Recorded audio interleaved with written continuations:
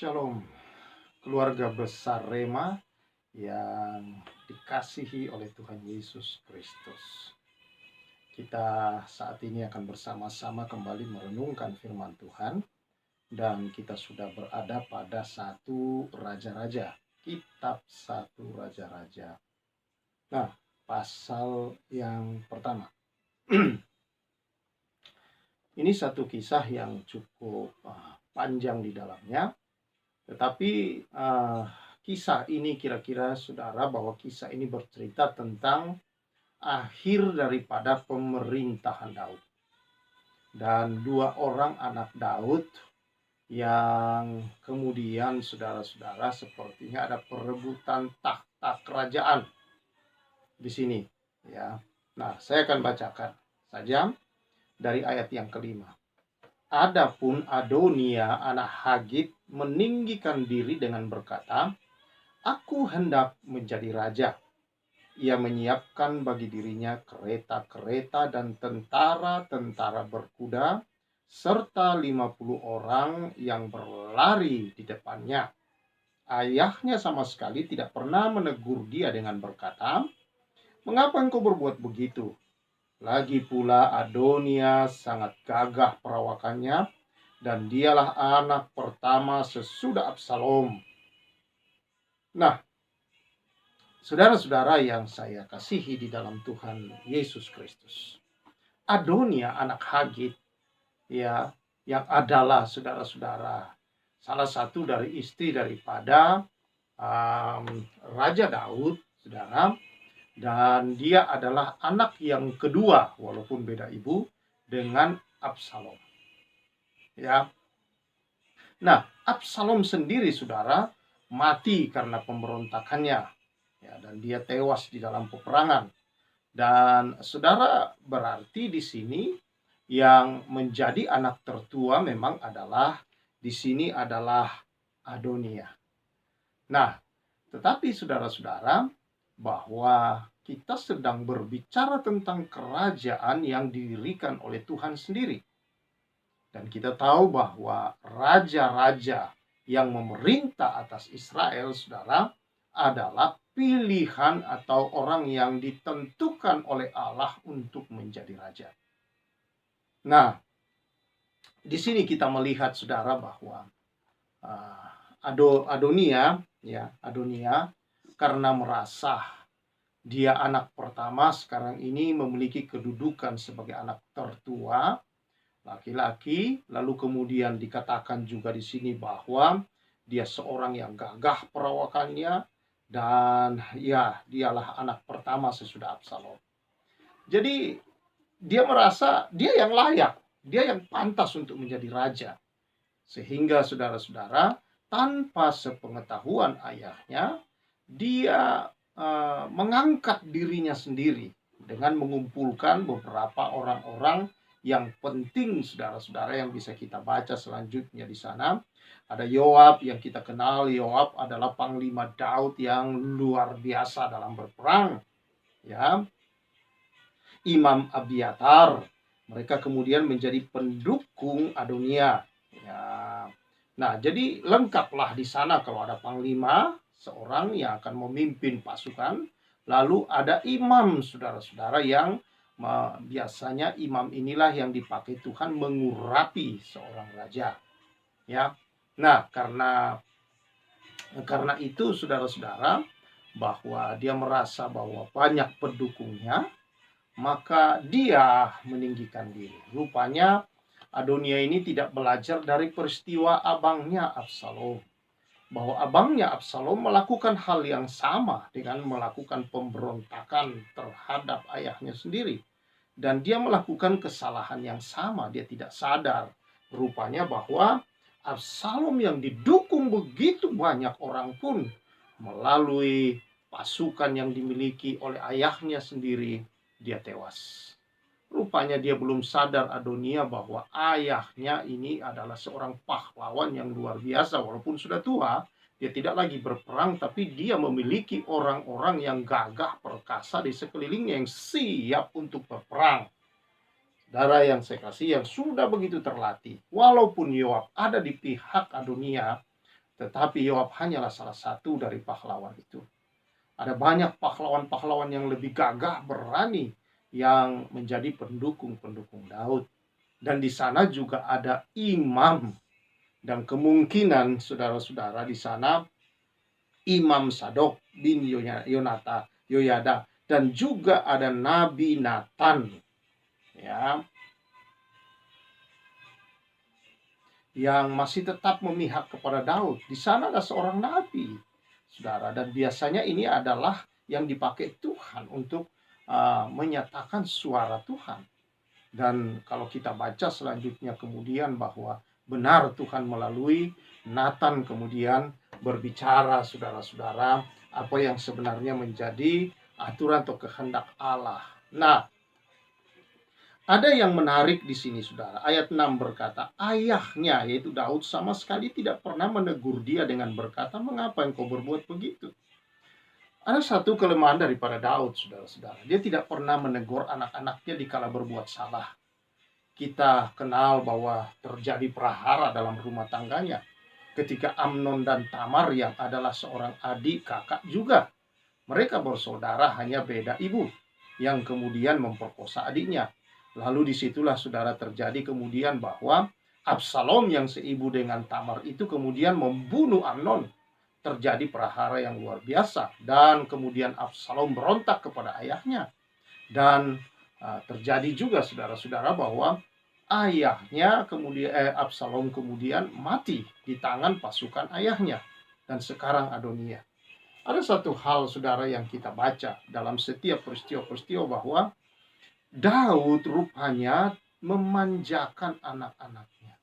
Membiarkan anak-anaknya tumbuh, saudara-saudara, di dalam kehendak mereka sendiri. Tidak tumbuh di dalam pendidikan yang baik. Tidak tumbuh, saudara-saudara, sungguh-sungguh dari contoh atau kedisiplinan seorang ayah. Nah, hari-hari ini istilah parenting ini, saudara, ya ada yang mengatakan, mengajarkan juga bahwa jangan dibatasi atau dibuat kreativitas anak itu terhambat karena kita selalu mengatakan kepadanya jangan, tidak boleh, ya, sehingga saudara-saudara apapun yang anak buat dibiarkan begitu saja. Ya, saya mengenal satu keluarga seperti itu, dan ketika anak itu tumbuh menjadi besar, wow, kita melihat bahwa anak itu kemudian ya mirip seperti kedua anak daripada Daud, yaitu Absalom, saudara-saudara, yang berontak, dan sekarang Adonia yang tidak pernah ditegur. Mereka orang-orang yang dimanjakan. Ya, benar, saudara-saudara, kita mengasihi anak-anak kita bukan berarti membiarkan mereka. Mereka harus tahu juga mana kata tidak, mana jangan, mana boleh. Kalau tidak, saudara, mereka tidak akan pernah bisa menerima ketika mereka tumbuh lalu ada orang-orang yang menegur mereka. Mereka tidak bisa menerimanya karena mereka terbiasa untuk tidak ditegur. Ya, dibiarkan. Nah, saudara yang saya kasihi di dalam Tuhan Yesus, Allah kita saja adalah Allah yang adil dan juga kasih. Dia mengasihi kita, tapi dia adil. Dan dia, saudara-saudara, dalam keadilannya harus mendisiplin kesalahan-kesalahan kita. Mengajar, mendidik kita di jalan-jalannya. Mengarahkan kita kembali. Ya. Nah, saudara yang saya kasih dalam Tuhan Yesus Kristus, ada juga banyak orang tua yang kadangkala terlalu sibuk dengan situasinya seperti Daud, sehingga tidak punya waktu-waktu untuk betul-betul bersama dan memperhatikan pertumbuhan daripada karakter anaknya. Lalu orang menggunakan istilah terhadap anak-anak yang masih kecil-kecil itu yang penting quality time. Saya mau katakan, saudara, tidak ada anak kecil, anak-anak itu tidak tahu istilah quality time. Kau memberikan waktumu 2 jam bersama dia, apa saudara berpikir bahwa bagi seorang anak itu sudah cukup? Tidak. Kehadiranmu senantiasa dia harapkan untuk kau memberikan perhatian. Ada lagi karena mungkin perjumpaan karena pekerjaan saudara-saudara, perjumpaan bisa terjadi beberapa bulan sekali. Lalu karena orang tua ini merasa bersalah, saudara, ini yang banyak saya temukan dalam pelayanan, karena merasa bersalah, karena jauh berbulan-bulan kadang atau beberapa bulan atau minggu baru bisa bertemu anaknya, maka ketika bertemu apapun diminta anaknya diperlakukan sedemikian, dimanjakan. Dan ini saudara-saudara tidak mendidik secara benar terhadap anak-anak. Sehingga kita menghasilkan ya kemudian anak-anak yang kita temukan bahwa ketika mereka bertumbuh dewasa, ya inilah yang terjadi saudara. Sama seperti yang dilakukan Adonia di sini. Ya, Adonia melakukan kesalahan itu kembali. Saya tahu saudara, bahwa jabatan adalah kebutuhan. Tapi saudara-saudara tidak juga dengan cara seperti itu melakukannya. Ada proses yang harus terjadi. Nah, yang perlu kita juga kenal di sini saudara, di dalam kerajaan Allah, bahwa Tuhan memilih raja. Kerajaan Israel yang dibangun oleh Allah, Tuhan memilih raja. Kesalahan Adonia di sini bahwa ayahnya belum mengumumkan siapa yang akan diangkatnya menjadi raja. Dan dia terlebih dahulu mengangkat diri. Dan itu berarti dia melawan ketetapan raja. Dan memang kematian yang akan bisa dia terima.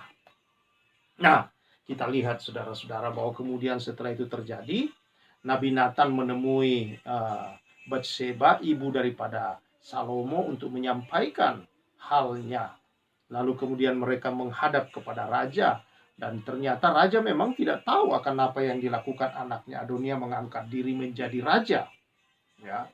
Lalu di situ Daud berkata, ya kalau kita membaca di dalam ayat 28, panggillah Batseba, perempuan itu masuk menghadap raja dan berdiri di hadapannya. Raja kemudian bersumpah dengan berkata, demi Tuhan yang hidup yang telah membebaskan aku dari segala kesesakan, pada hari ini akan kulaksanakan sumpah yang pernah kuucapkan kepadamu demi Tuhan Allah Israel. Salomo, anakmu akan menjadi raja sesudah aku. Dialah yang akan duduk di atas takhtaku menggantikan aku. Saudara, kalau kita baca selanjutnya, maka Daud setelah mengatakan itu dan menyampaikan itu kepada Batseba, kepada Nabi Nathan dan seluruh pegawainya dalam istana, dia meminta mengambil keretanya. Saudara, ini adalah kereta raja yang mana biasanya raja yang akan diangkat menjadi raja itu dinaikkan dan diarak di tengah kota. Ya, itulah yang dilakukan kepada Salomo. Kita melihat di sini saudara-saudara yang saya kasihi bahwa Salomo tidak pernah melakukan apapun. Dia berada di bawah pengawasan ibunya. Dia, saudara-saudara, berada juga di bawah pengawasan seorang yang bernama Nabi Nathan. Dan juga, saudara-saudara, bahwa dia adalah orang pilihan Allah. Apa yang kita belajar dari sana, saudara? Bahwa jabatan itu kebutuhan. Tetapi Allah yang menetapkan bagian setiap orang. Karena itu kita tidak perlu saudara-saudara saling sikut dan berusaha untuk merampas milik orang. Kalau itu bukan milik kita, saudara, mungkin kita bisa rampas. Tetapi sesuatu yang lebih pedih bisa terjadi atas kehidupan kita kalau kita melakukannya dengan jalur yang tidak benar. Apapun namanya itu saudara, kalau kita melakukan sesuatu yang bukan menjadi pilihan Tuhan atas hidup kita, maka itu bisa membawa sesuatu yang menyedihkan pada waktunya nanti dalam kehidupan ini. Bisa memahitkan hidup kita sendiri. Karena itu saudara yang saya kasihi, bersyukurlah kalau hari ini Tuhan menempatkan engkau di mana. Membuka jalan itu bagimu saudara. Dalam pekerjaan, dalam pelayanan, saudara berterima kasih kepada Tuhan. Lakukan saja apa yang menjadi dipercayakan Tuhan kepada kita. Kita tidak perlu iri kepada yang lain. Kita tidak perlu curiga dengan yang lain. Kita tidak perlu menjatuhkan yang lain, saudara. Karena itu memang bagian mereka. Dan bagian kita ada. Dan kalau kita setia kata Tuhan dengan perkara yang kecil, Tuhan akan mempercayakan kepadamu perkara yang besar. Ini yang saya belajar juga dalam perjalanan kehidupan, saudara. Kadangkala kesetiaan memang tidak mudah, tetapi kita harus belajar setia. Bagaimana saudara kita belajar setia? Dengan melihat kesetiaan Tuhan terhadap kita. Kesetiaan Tuhan kepada kita inilah yang membuat kita untuk dapat juga hidup belajar setia kepada Tuhan dan kepada sesama dalam apa yang dipercayakan kepada kita. Tuhan akan memberkatinya, dan kalau Tuhan mau menambahkannya, tidak sukar bagi Tuhan menambahkannya, mengangkat kita ke tempat-tempat yang lebih tinggi. Kiranya kebenaran ini, saudara, membuka hati dan pikiran kita. Ada dua hal di sini, saudara. Pendidikan terhadap anak itu dimulai di dalam rumah, bukan di sekolah, bukan di gereja yang hanya ketemu sekali seminggu, dan bukan di sekolah yang hanya dengan bertemu dengan guru yang banyak anak-anak yang lain. Tidak hanya mengisi otaknya di sana, saudara-saudara, tetapi contoh pembentukan karakter. Dia tahu mana yang baik, mana yang tidak, ya atau tidak, salah atau benar, semua dia lihat di rumah. Dan kalau tidak ada itu di rumah dia lihat, saudara, maka dia akan berpaling kepada yang lain. Dan disitulah terjadi hal-hal yang tidak kita harapkan. Cara kita juga memperlakukan, saudara, akan membuahkan hal-hal yang akan kita makan pada akhirnya kelak. Karena itu, sebelum kita terlambat, saudara, dan tidak ada kata terlambat, ayo, mari lakukan yang terbaik sebagai orang tua kepada anak-anakmu. Ya, saudara, sekali lagi, anak kecil tidak tahu quality time. Bahkan ketika engkau merasa lelah, dia baru mulai bersemangat untuk mau lebih lagi bersama dengan orang tuanya. Karena itu kita harus punya energi yang cukup untuk mereka. Nah, saudara yang saya kasih, yang kedua, jabatan adalah kebutuhan. Tapi kita harus tahu, saudara, bahwa Allah yang memilih bagi seseorang. Kita tidak perlu untuk khawatir dengan apa yang dipilihkan Allah kepada kita, karena berkatnya sudah Dia sediakan di sana. Dan kalau kita setia melakukannya dengan baik dan benar, tidak perlu iri, tidak perlu saudara-saudara untuk kita mencurigai orang lain, tidak perlu untuk kita sikut orang lain, tidak perlu untuk kita berusaha menjatuhkan orang lain, tidak perlu dengan cara apapun untuk merampas, saudara. Ya, tetapi lakukan dengan setia perkara-perkara yang diberikan kepadamu. Kalau Tuhan mau tambahkan, ada waktunya di mana Tuhan tambahkan. Dan Dia pasti akan tambahkan dan mengangkat engkau ke derajat yang layak daripada kesetiaanmu itu tadi. Kiranya Tuhan memberkati kita semua. Mari kita bersyukur. Tuhan, terima kasih. Engkau berbicara dari firman-Mu ini. Kami sadar, Tuhan, sebagai orang tua, kiranya hikmat dari Tuhan dalam mendidik anak-anak ada pada orang tua. Terima kasih, Tuhan. Kalau Tuhan juga menempatkan anak-anak-Mu dalam kedudukan atau jabatan-jabatan yang Tuhan percayakan di dalam masyarakat, di dalam bergereja, biarlah kesetiaan ada pada anak-anak-Mu, ya Tuhan, dan perkara-perkara yang setia pada perkara-perkara yang kecil, Engkau akan tambahkan dalam kehidupan ini pada perkara yang besar. Terima kasih, Tuhan. Berkati umat-Mu, anak-anak-Mu, dan keluarga besar Rema yang mendengar ini. Nama Tuhan dimuliakan dalam nama Yesus. Amin. Puji Tuhan, saudara-saudara. Kiranya kebenaran senantiasa melengkapi hidup kita, karena kebenaran itulah yang memerdekakan kita. Saya Pastor Samuel Azaria Rapa menyampaikan salam restorasi.